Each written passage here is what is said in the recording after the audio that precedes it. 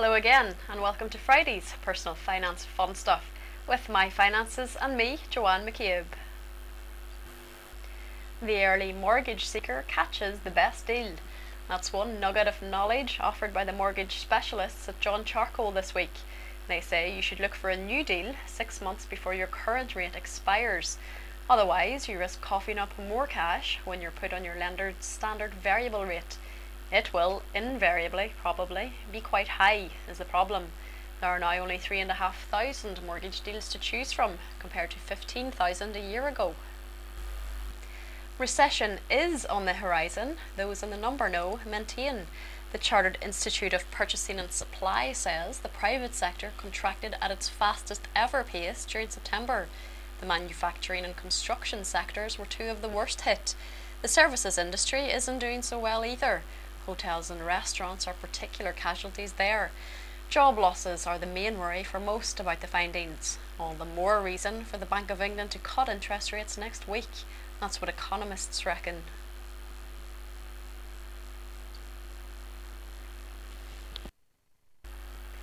Electricity and gas have already shot up in price, so you must have been wondering about water lately.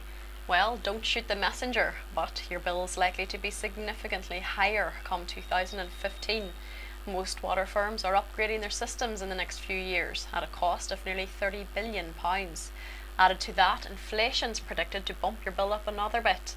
Rest assured though, the regulator, Ofwat, will be keeping an eye on what companies plan to charge, so H2O supplies don't become a luxury of the super rich only.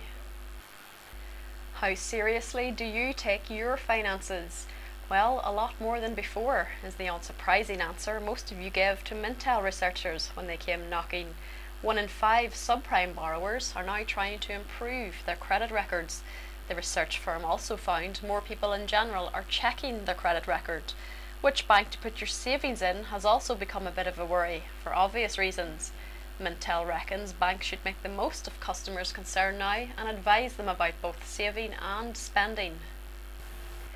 David Blanchflyer has spoken, and he wants the money men to listen. So don't be surprised if a cut in interest rates makes its way into your life next week. Mr. Blanchflyer is a member of the Bank of England's Monetary Policy Committee, and he's told the Gloucester Echo rates must come down. He plans to tell the committee as much when it meets next Thursday. Some keen-eyed commentators have predicted that the cost of borrowing will fall to as much as 3% in the coming year.